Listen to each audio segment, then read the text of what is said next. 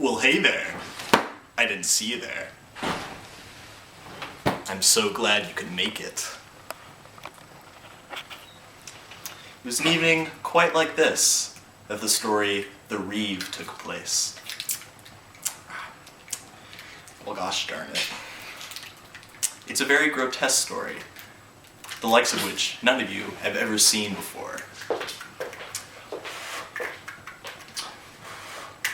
You have to excuse me, I'm quite addicted to these things. No bubbles. That's what you get for buying cheap. Beware, because once you start your journey into the depths of the Miller and his family, you may never be the same.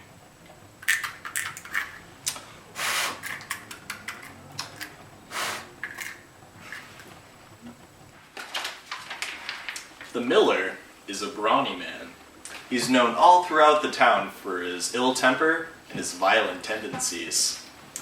He is nothing but a bully, except instead of stealing lunch money, he has turned to a much more serious game now, corn. Whenever a customer inquires for any of his services, he steals a little bit for himself, and no one is the wiser. And he's married to a lovely woman. He had a wife who was of noble kin. She is the daughter of a priest, probably illegitimate if I say so myself. Did you say something, honey? Did I say you could speak? You only speak when I say you can speak. I love you too. God. Obviously, they're madly in love. Their daughter is proof of that love. Her and another baby. She is 20 years of age, and the baby is only a year and a half. That's quite the age difference. But the baby really isn't that important. In fact, the crib has more things happen to it than the actual baby. But I digress. The daughter, Molly, was a well-developed lass. She had a snub nose, eyes as gray as glass. She was loved and adored by all. But Molly was being watched mostly by the town priest, her grandfather, hoping that not only her good looks, but her inheritance will attract not just any hooligan, but a good, noble man. Had in his mind to make this girl his heir, both his chattels and his house, and so he made sure he'd not be wed too easily. Now here's where the story actually starts to happen. These two gents, let's call them John and Alan, were students of Cambridge. Two students, young and poor, at the time residing in which the hall I spoke. The Miller has a little deal set up with the school where he grinds the corn for the school. Where once he stole as if with courtesy, now he performs his theft outrageously. They know about his theft, but Miller denies it all he can. So John and Alan here are going to bust our Miller in the act. Let's watch.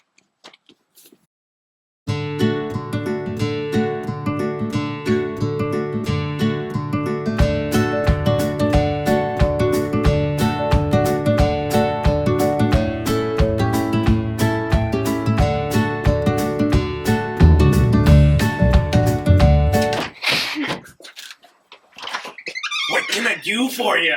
Drive my car. That's what she said. Yeah, money. We want to watch you grind our corn because we love corn so much. Of course, I will teach you all about your lovely corn. They're going to try to catch the Miller in the act of stealing. They'll do whatever it takes to achieve their goal. But the Miller, he is a crafty fellow. He sees this as a new challenge, not a setback. He will achieve it despite their unceasing vigilance. The time is noon in the afternoon. The time is nigh. I'll be right back.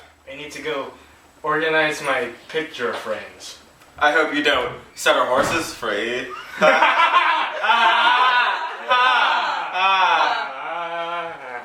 Break! This'll distract them.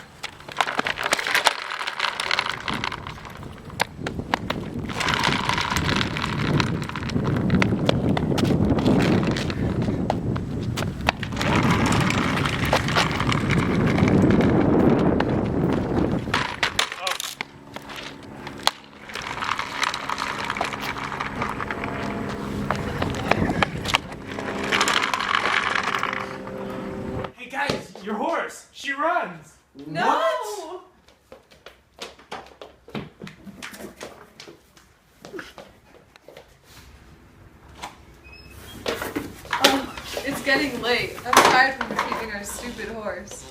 I beg, for love of God, that he might spare some lodging, for which I pay rent to him.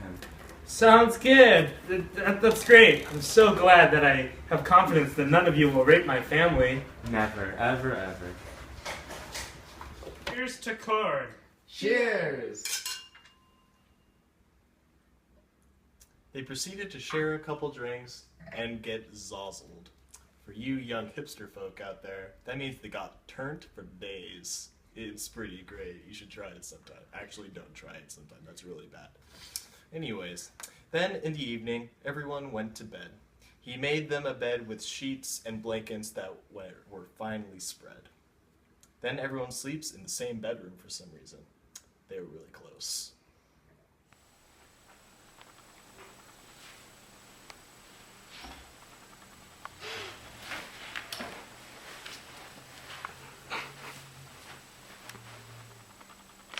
Swaggity swoogity, I'm going for that booty. That's a good year. Ooh. Alan begins to descend upon Molly's tantalizing, voluptuous body. At first he used such a physical sin to get revenge on the miller for stealing their corn. But eventually, Molly began to gladly accept Alan's relentless advances. That's good. Oh, they begin to sin together as one loving entity. In no way, shape, or form is this story endorsing the act of rape. Rape is really bad and does not lead to anything good like it does in the story. This is extremely fictitious. Fictitious. Must be the wine. Anyways, speaking of rape, looks like the miller's wife accidentally got into the bed with John, thinking it was her own. John's also about to get lucky. Oh, that bladder infection. I can't amend the loss, but there's an action by which I might get some satisfaction. Hey, you're not my husband. I can be whoever you want me to be. Okay. I always thought you were pretty. Then, in a bed only a few feet away from where Alan and Molly lay wrapped in each other's bodies, John and the miller's wife make passionate love in ways that the miller can only imagine. So hard and deep he thrust as if gone mad. A jolly life that night these students had. That was a quote, okay? I'm just setting the record straight. That was a quote. Oh, Mr. Gorilla, what a night. What a night. You perverts! Get up, you filthy animals! Why I oughta skedaddle. I'll call you. I'll call you later, toots. I love you. John and Alan rushed out of the house and retrieved the ground corn that was made into a delicious cake by the miller's wife. They boarded their steed, never to see the miller or his family ever again. Well, I hope you enjoyed our little tale. I know I sure didn't. Now, if you excuse me, I'm going to now drink myself to sleep. So, for me and my little buddy here, ta-ta!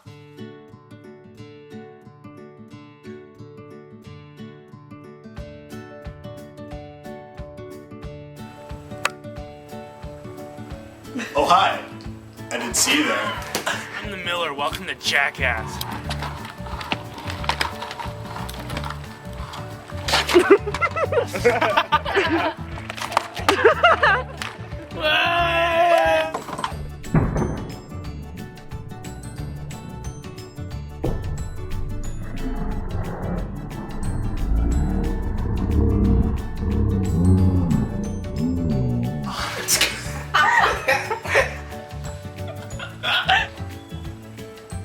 Obviously they're valid. Yeah, I didn't start over.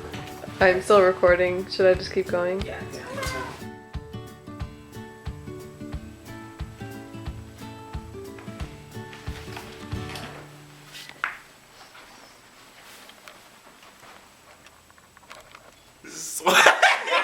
I'll be right back. I need to go wash my neighbor's fire stick.